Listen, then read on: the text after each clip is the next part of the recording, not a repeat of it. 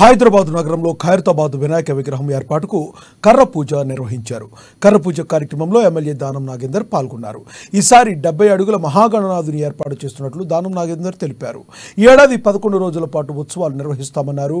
పర్యావరణ హితంగా మట్టి గణనాథుడి ఏర్పాట్లు చేయబోతున్నట్లు ఎమ్మెల్యే వివరించారు. దర్శనానికి వచ్చే ప్రతి భక్తుడికి ప్రసాదం పంపిణీ చేస్తామని దానం నాగేందర్ స్పష్టం చేశారు.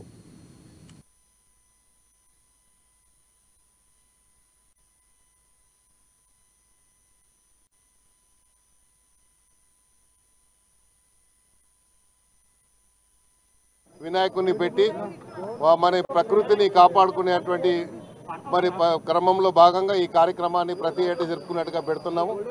ఈరోజు ఈ కార్యక్రమంలో మాతో పాటు ఉత్సవ కమిటీ చైర్మన్ సోదరుడు రాజ్ కుమార్ ఉండాల్సింది కొంచెం అనారోగ్యంగా పరంగా ఆయన రాలేకపోయారు.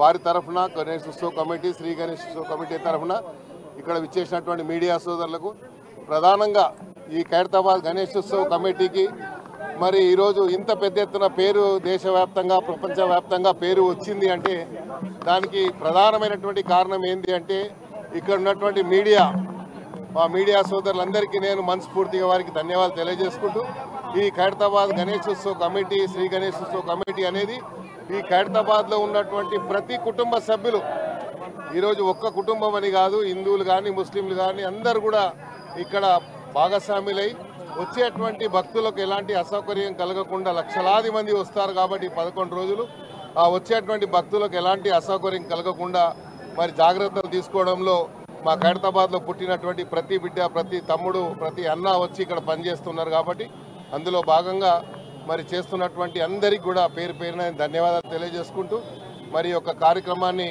ఈ 11 రోజులు ఉత్సవాన్ని జరిగేటువంటి దీంట్లో ప్రధానంగా మాకు గవర్నమెంట్ తరఫున ప్రభుత్వ పరంగా నిన్న నేను ముఖ్యమంత్రి గారిని కలిసినప్పుడు వారు కూడా చెప్పడం జరిగింది. గత సంవత్సరం కంటే ఈసారి ఇంకా పెద్ద ఎత్తున మనం ఏర్పాట్లు అరేంజ్ చేద్దామని చెప్పారు.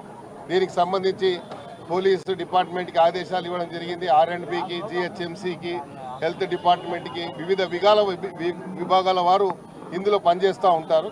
వినాయకుని పెట్టి మన ప్రకృతిని కాపాడుకునేటువంటి క్రమంలో భాగంగా ఈ కార్యక్రమాన్ని ప్రతి ఏటా జరుపుకున్నట్టుగా పెడుతున్నాము.